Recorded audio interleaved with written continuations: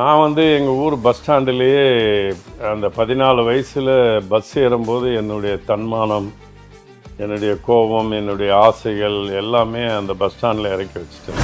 அடையாரில் என்ன சிறப்புன்னு கேட்கும்போது, அடையார் ஆலமரம், cancer institute, Adyar cancer institute, இது மாதிரி பல நிறுவனங்கள் அடையாருக்கு பெருமை சேர்த்தது. அந்த நேரத்தில் பிளான் பண்ணி ஏஏபின்னா அடையார் ஆனந்த பவன்னு, அதை ரொம்ப எங்கள் தந்தை வந்து அந்த பேரை வைக்கிறதுக்கு அந்த நேரத்தில் அவருக்கு விருப்பம் இல்லை. அப்பாவுக்கு வந்து நிறைய ஸ்வீட்டு பலகாரங்கள் நல்லா போட தெரியும். அவருக்கு நிறைய அவருடைய கைராசியும் கூட சொல்லலாம். ரொம்ப சிறப்பு எக்ஸ்பர்ட் அவர். அந்த கோதுமையில் கூட ஒரு 10 கிலோ அவர் ரொம்ப கஷ்டப்பட்டு அடிப்பார். அடித்து கொண்டு வந்து வச்சோன்னா அதை சுடவே விற்றுரும். ஃபஸ்ட்டு நீங்கள் இந்த ஸ்வீட்ஸ் ஷாப் மட்டும் தான் ஆரம்பிக்கணும் அப்படின்னு பிளான் பண்ணியிருந்தீங்களா, இல்லை செயின் ஆஃப் ரெஸ்டாரண்ட்ஸ் அப்போவே பிளான் பண்ணி? எங்கள் அப்பா சொல்லுவார், இந்த மாதிரிலாம் அகலமாக போகாதீங்க, ஆழமாக போங்க.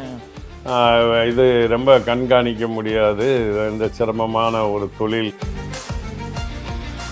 நிறைய கலைகள் இருந்தால் தான் நம்மளுடைய பலமே ஜாஸ்தின்னு நான் மொத்தம் அவருடைய அப்பாவுடைய ஆலோசனைகள், அவர் கொடுத்த அறிவுரையெல்லாம் மீறி எக்ஸ்பேண்ட் போகணுங்கிறதுல போனோம். மரத்தானில் 1000 பேர் ஓடுவாங்க, அந்த ஒரு 3 பேருக்கு தான் ப்ரைஸ் கிடைக்கும், ஃபஸ்ட்டு செகண்ட் தேர்டுன்னு. ஏன்னா எல்லாருடைய மனசுலையும் நாம் ஜெயிச்சிருந்தோம், நமக்கு கப்பு கிடச்சிருந்தோன்னு ஓடுவோம். பாதி பேர் வெளியே போயிடுவாங்க போதுன்னு.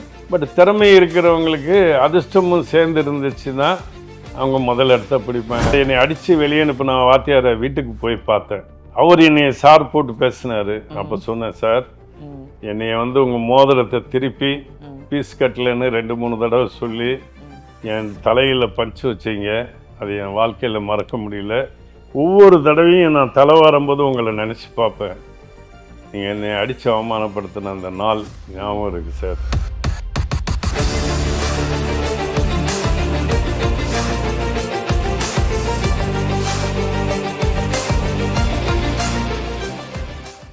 ஸ்பார்க் மீடியா நேயர்களுக்கு வணக்கம். இன்றைய நேர்காணலில் நாம் சந்திக்கவிருக்கும் விருந்தினர் அடையார் ஆனந்த பவன் உரிமையாளர் திரு ஸ்ரீனிவாச ராஜா அவர்கள். வணக்கம் சார். வணக்கம் மேடம்.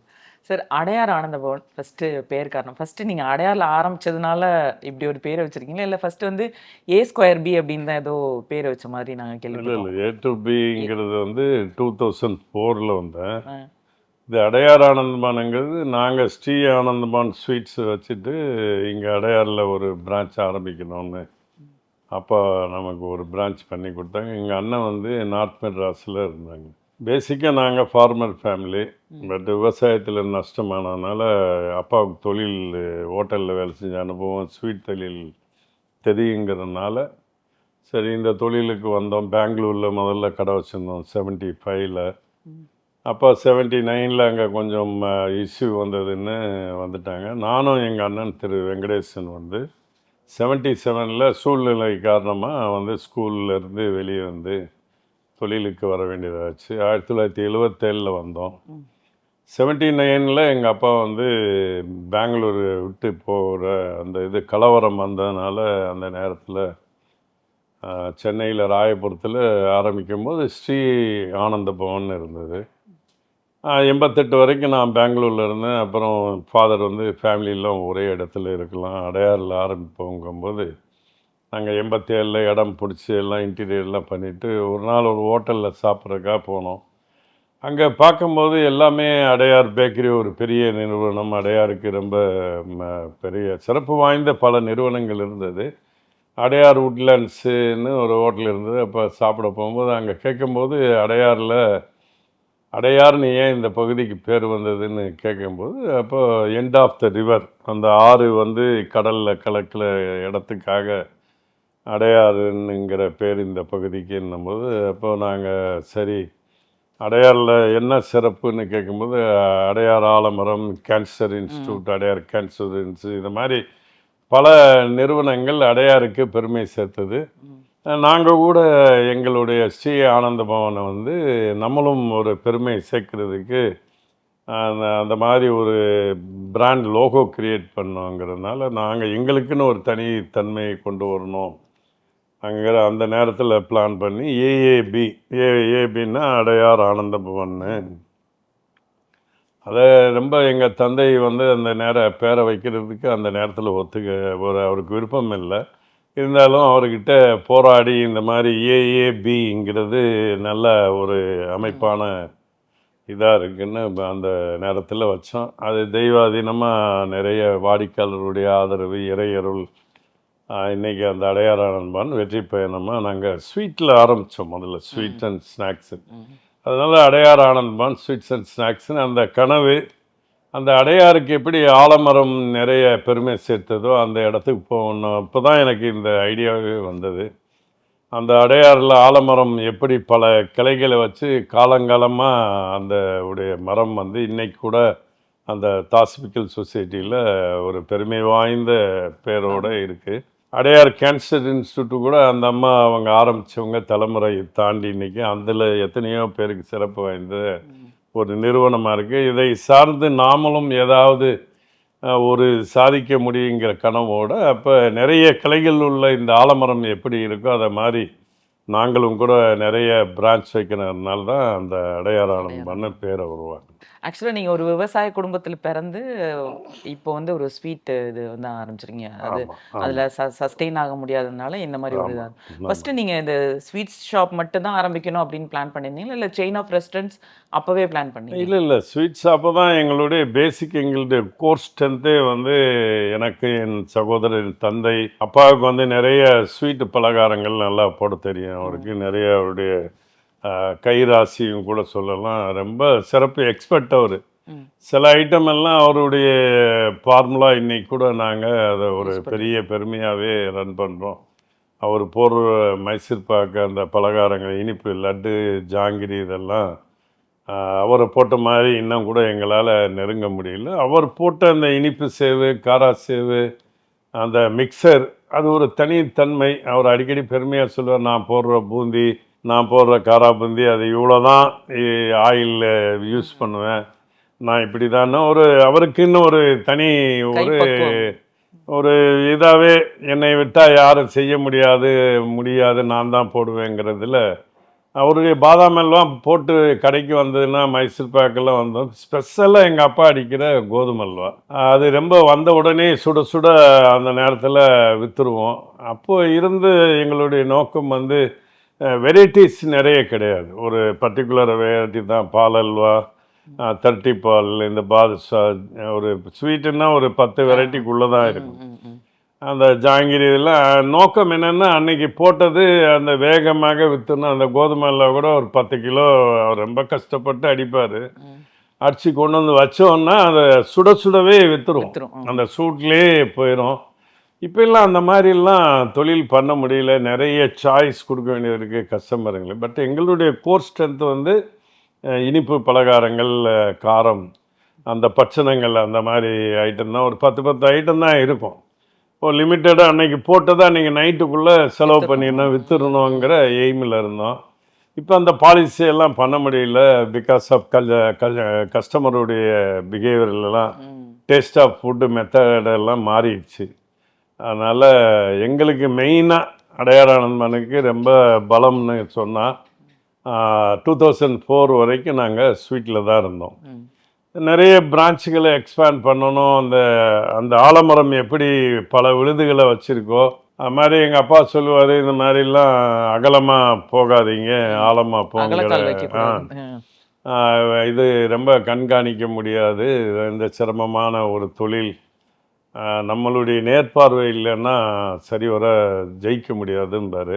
அது ஏனோ தெரியல, இந்த ஆலமரம் தான் அடிக்கடி கனவுல வர மாதிரி நம்மளுடைய கனவு இலக்கே தான். அந்த நிறைய கிளைகள் இருந்தால் தான் நம்மளுடைய பலமே ஜாஸ்தின்னு நான் மொத்தம் அவருடைய அப்பாவுடைய ஆலோசனைகள், அவர் கொடுத்த அறிவுரையெல்லாம் மீறி எக்ஸ்பேண்ட் போகணுங்கிறதுல போனோம். ஒரு வகத்தில் அவர் சொன்னது உண்மைதான், கண்ட்ரோல் எங்கள் கையில் இருந்தது. இப்போ செல்ஃப் டிரைவிங் பண்ணுற மாதிரி நான் கார் ஓட்டுறதை விட எங்கள் டிரைவிங் வேறு ஒருத்தர் ட்ரைவ் பண்ணி இப்போ நான் பின்னாடி உட்காந்து போகிற நிலைமையில் இருக்கோம். பட் அந்த நேரத்தில் நம்ம நிறைய புக்கெல்லாம் படிச்சிருக்கோம், நிறைய சிஸ்டம் இருந்தால் நம்ம ஜெயிக்கலாங்கிறத அதை ஒருடைய நேஸில் எப்படி இங்கிலாந்து ராணியெல்லாம் அந்த காலத்தில் பல நாட்டுக்கு போய் அவங்களுடைய பிஸ்னஸ் எல்லாம் பண்ணி அவங்க பிரிட்டிஷ்காரங்க எப்படி நிறைய ரூல் பண்ணாங்கங்கிறது அது ஒரு இலக்காக வச்சுருந்தோம். அவங்கெல்லாம் அந்த நேரத்தில் சிஸ்டம் தான் அவங்கள எக்ஸ்பேண்ட் அந்த மாதிரி பண்ண வாய்ப்பு கிடைச்சிது. நாங்கள் அப்போ இருந்த சிஸ்டமில் நிறைய ஃபோக்கஸ் ஆகி இப்போ கூட அடையாளம் ஓன் இஆர்பி சிஸ்டமில் இருக்கோம்.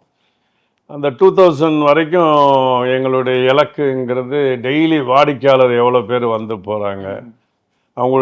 எங்களுடைய ஸ்லோகனே 6 வயசுலேருந்து 60 வயசு கஸ்டமரை வாடிக்கையாளரை நம்ம அவங்கள டெய்லி நம்மளோட டெய்லி இல்லைனாலும் வீக்லி இல்லைன்னா மந்த்லி இப்படி ஒரு அவங்க ரிலேஷன்ஷிப்பை நம்ம நிறுவனத்தோடு இணைஞ்சி இருக்கணுங்கிறதுனால இனிப்பு கார பலகாரங்கள்லேருந்து சாட் வெரைட்டி, ஈவினிங் வந்து நம்மளுடைய தென்னிந்திய பலகாரங்கள், ஸ்டீம்டு ஃபுட்டு, கொலக்கட்டை, அடவியல், அப்புறம் இடியாப்பம், இந்த மாதிரி சில ஐட்டங்கள்லாம் அறிமுகப்படுத்தணும். அது நல்ல வரவேற்பு வந்தது. அதுக்கப்புறம் தான் 2004 A2Bங்கிற பிராண்ட் உருவாச்சு. இப்போ ஒரு பிஸ்னஸ்ன்னு நீங்கள் ஆரம்பிக்கும்போது அதில் தன்னம்பிக்கை, நிறைய வியாபார யுக்திகள் இதெல்லாம் தாண்டி நிறைய அவமானங்களும் சந்திக்கிற சூழ்நிலைகள்லாம் வந்திருக்கும் இல்லையா? ஸோ அந்த மாதிரி தருணங்கள்லாம் எப்படி நீங்கள் கையாண்டீங்க? நிறைய நான் வந்து எங்கள் ஊர் பஸ் ஸ்டாண்டுலேயே அந்த 14 வயசில் பஸ் ஏறும்போது என்னுடைய தன்மானம், என்னுடைய கோபம், என்னுடைய ஆசைகள் எல்லாமே அந்த பஸ் ஸ்டாண்டில் இறக்கி வச்சுட்டேன். நிறைய எங்கள் கூட படித்தவங்கள்லாம் நல்லா படிச்சுட்டு இருந்தாங்க. என்னுடைய சூழ்நிலை, ஒரு விவசாயி மகன் எப்படி வாழ்க்கையில் எவ்வளோ அவமானங்கள் இருக்குது. ஒரு நல்ல சாப்பாடு எங்கள் அம்மாவால் கொடுக்க முடியல. தினம் கடவுள்கிட்ட வேண்டும் போது எங்கள் அம்மா சின்ன பலகாரங்களை பண்ணி கூட கூட்டம் எல்லாம் வச்சு பீரோவுக்குள்ளே எடுத்து வைப்பாங்க அப்பாவுக்கு கொடுக்கணும்னு. இறைவா, நல்ல உணவு நம்ம அம்மாவால் கொடுக்கணும். விவசாயியாக இருந்தால் கூட சரிவர கிடைக்கலையேன்னு. அப்போல்லாம் நிறைய பேர் என்னுடைய ஃப்ரெண்ட்ஸுங்கெல்லாம் நல்லா சாப்பிடுவாங்க. எனக்கு டிஃபன் கொண்டு போக வழி இல்லை. ஸ்கூலுக்கெல்லாம் எல்லோரும் கொண்டு வருவாங்க. நான் சும்மாவாது வீட்டில் போய் சாப்பிட்டு வந்துடுறேன்னு சொல்லி சும்மா அங்கே டைம் பாஸ் பண்ணுவேன். அந்த நேரத்தில் எங்கள் சித்தப்பா ஒருத்தர் ஸ்வீட் கடை வச்சுருந்தார் ஊரில். அவர் எங்கள் அப்பாவும் ஊரில் கடை வச்சு லாஸ் ஆகி விவசாயத்துக்கு போயிட்டார். அங்கே போய் நிற்பேன். அந்த கடையில் நல்ல கூட்டம் இருக்கும். அவர் திடீர்னு என்னை பார்த்தேன்னு, என்னடா எங்கள் தம்பி நிற்கிறேன்னா, சும்மா அவங்க பலகாரங்கள்லாம் எப்படி இருக்குது பார்க்குறதுக்காக வந்தேன்னு சொல்லுவேன். அப்போ அவர் கூப்பிட்டு ஓசி ஸ்வீட்டு கொடுப்பார். அந்த அவமானம் வந்து அவர்கிட்ட இருக்கும்போது அடிக்கடி போய் நின்று இந்த ஓசி ஸ்வீட்டு வாங்கும்போது நிற்கிறது, அந்த டேஸ்ட் பார்த்தது எல்லாம் பார்க்கும்போது இப்போ கூட அந்த நிறுவனம் இருக்குது எங்கள் ஊரில். போய் நிற்பேன். இப்போ நான் போய் நின்னாலே அந்த ஊரே திரும்பி வர்ற மாதிரி ஒரு உயர்ந்த இடத்துக்கு வந்தேன். இந்த கனவு, இதை மாதிரி ஒரு நிறைய பலகாரங்களை நம்ம பண்ணி சாப்பிட முடியாதா, நமக்கு வாங்கி திங்கிறதுக்கு வாய்ப்பு வராதா இறைவான்னு காலில் ப்ரேயர் பண்ணுவோம். அந்த அம்மா ஒரு கறி வச்சு இந்த மாதிரி வைக்கிறாங்களே, இந்த அம்மாவுடைய இந்த மற்ற வீட்டிலெல்லாம் நல்ல பலகாரங்க, அவங்க சாம்பார், ரசம், இந்த மாதிரி இன்றைக்கி எங்கள் வீட்டில் வந்து இன்றைக்கி இட்லி பண்ணாங்க. எனக்கு இட்லின்னாலே மாதத்துக்கு எப்பயோ எங்கள் அம்மாட்ட போராடினா அந்த இட்லிக்கு அதுவும் ஏதாவது ஒரு சட்னி வைப்பாங்க, இல்லைன்னா ஏதாவது ஒரு குழம்பு இருக்கும். அதெல்லாம் நினைக்கும் போது, இப்போ நான் அடைந்த இந்த உச்சத்தை நினைக்கும் போது இறைவனுக்கு எவ்வளோ நன்றி சொல்கிறது. அதுக்கு முன்னாடி என் பெற்ற தாய் தந்தைகளுக்கு எவ்வளோ நன்றி சொல்லிட்டு இல்லை. அந்த அம்மா எவ்வளோ ஏங்கியிருப்பாங்க. நான் போய் அந்த சின்ன வயசில் சண்டை போடுவேன், என்னம்மா ஒரு நல்ல சாப்பாடை கொடுக்கலையே, நீ சாப்பிட்ற அளவுக்கு நீ போட மாட்டேங்குது, அளவாக போடுறேன்னா. அந்த குடும்ப சூழ்நிலை, அப்பாவுடைய ஒவ்வொரு தோல்வியும் எங்கள் சிக்கலில், எங்கள் 4 பேர் நாங்கள் எங்கள் ஃபேமிலி மெம்பரு.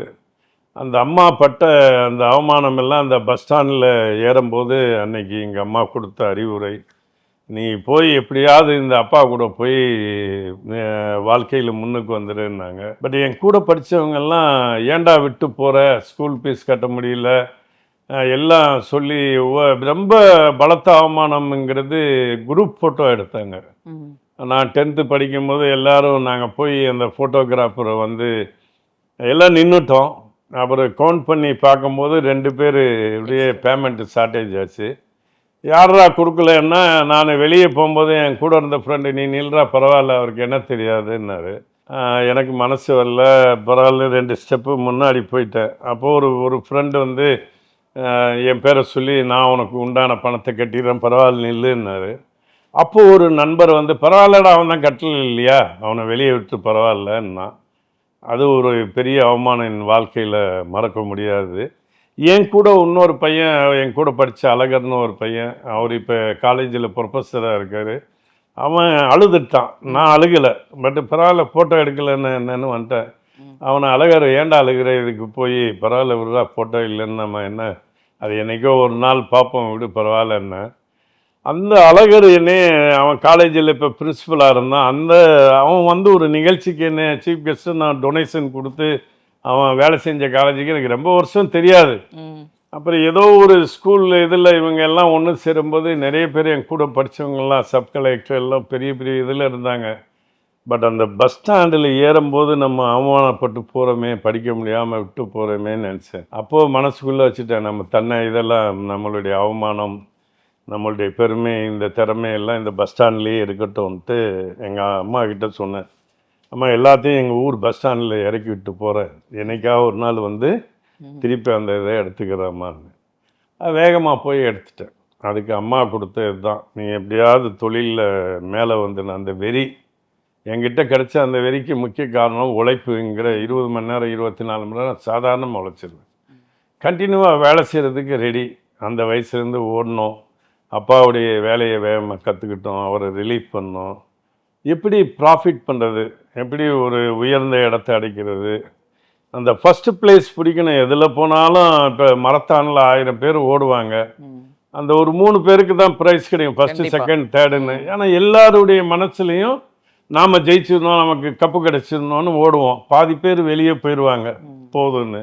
பட் திறமை இருக்கிறவங்களுக்கு அதிர்ஷ்டமும் சேர்ந்து இருந்துச்சுன்னா அவங்க முதல் இடத்த பிடிப்பாங்க. அது அம்மா அன்னைக்கு சொன்னது, நீ இந்த துறையில் போய் அம்மா இந்த ஸ்வீட் கடையில் வேலை செஞ்சால் ரொம்ப அவமானம், நம்ம அப்பா அடிக்கடி சொல்லுவார், இந்த லாலா கடையில் இருக்கனால எனக்கு மதிப்பில்லை. ஏன்ப்பா நீங்கள் ராஜபாளையத்தில் ஸ்வீட் கடையை மூடிட்டீங்கன்னு கேட்கும்போது அவர் சொல்லுவார், என்னுடைய சகோதரன் வந்து வீட்டு கல்யாணத்துக்காக எல்லாருக்கும் பத்திரிக்கை கொடுத்தான், பக்கத்து வீட்டு வரைக்கும் வந்து கூப்பிட்டான், பட் என்னையை கூப்பிடல அவன். சரி ஒருவேளை மறந்துட்டானோன்னு கூட நான் நினச்சேன்.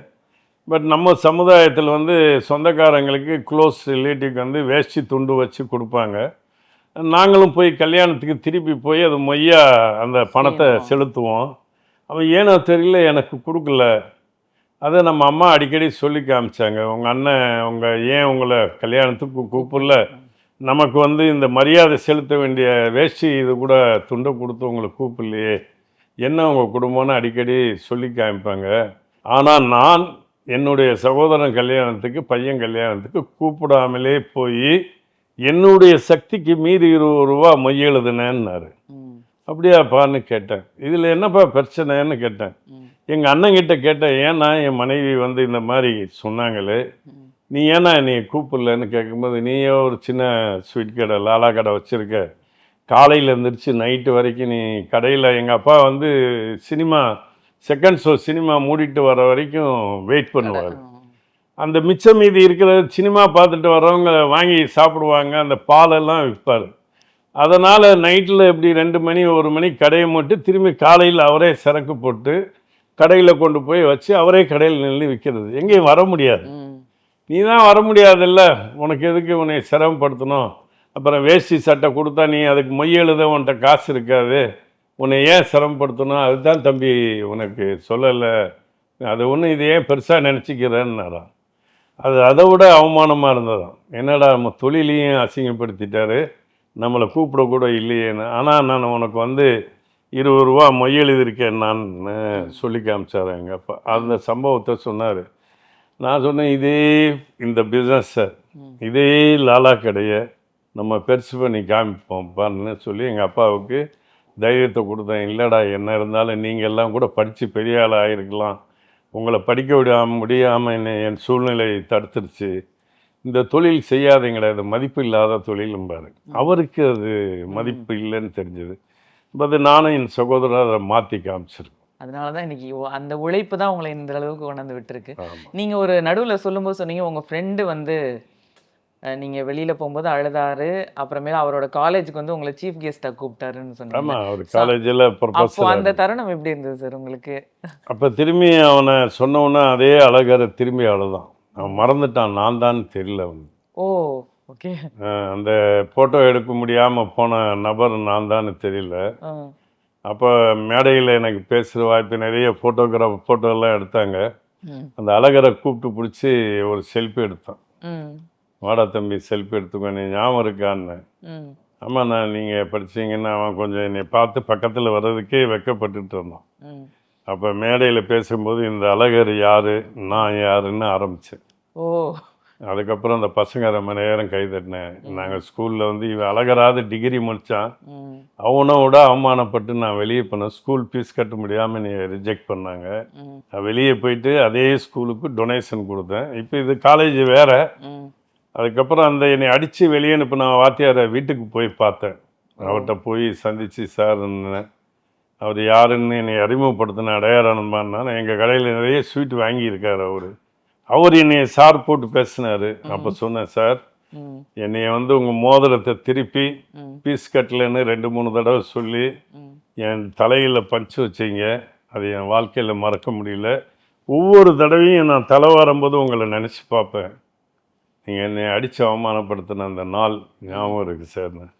அவருக்கு கையெடுத்து கும்பிட்டு மன்னிச்சிருங்க தம்பி. நான் இல்லை சார் பரவாயில்ல, நான் வளர்ந்து வந்துட்டேன்னு உங்ககிட்ட சொல்லுங்க, பெருமைக்கு வரல, சும்மா உங்களை பார்க்கணுன்னு ஒரு ஆசையாக இருந்தது, அதுக்காக வந்தேன்னு தேடி. அவர் ரொம்ப வயசாகி ரிட்டையர்ட் ஆகிட்டார். அவருக்கு என்னை சொல்லி அவர் அடித்ததெல்லாம் அவருக்கு ஞாபகமே இல்லை. பட் நான் சொல்லி பார்க்கும்போது, சார் இவ்வளோ பெரிய நிலைக்கு வந்திருக்கீங்க, என்னை மன்னிச்சிருங்க, நான் அடிச்சதுனால எனக்கு ஞாபகம் இல்லை, அதெல்லாம் உங்கள் கடையில் தான் சார் நிறைய ஸ்வீட்டெல்லாம் வாங்குவேன். இதெல்லாம் பார்க்கும்போது அந்த பெற்றோர்கள் எவ்வளோ சிரமப்படுறாங்க. இப்போ நான் பட்ட வருத்தம் கூட எனக்கு பெருசாக தெரியல. நம்ம அம்மா எவ்வளோ அவமானப்பட்டிருப்பாங்க, நம்ம அப்பா எவ்வளோ சிரமப்பட்டிருப்பார், அதெல்லாம் நினைக்கும் போது இப்போ வந்து அது ஒரு பெருமையாக தான் தெரியுது. நம்ம கடந்து வந்துட்டோம் அந்த கஷ்டத்தை.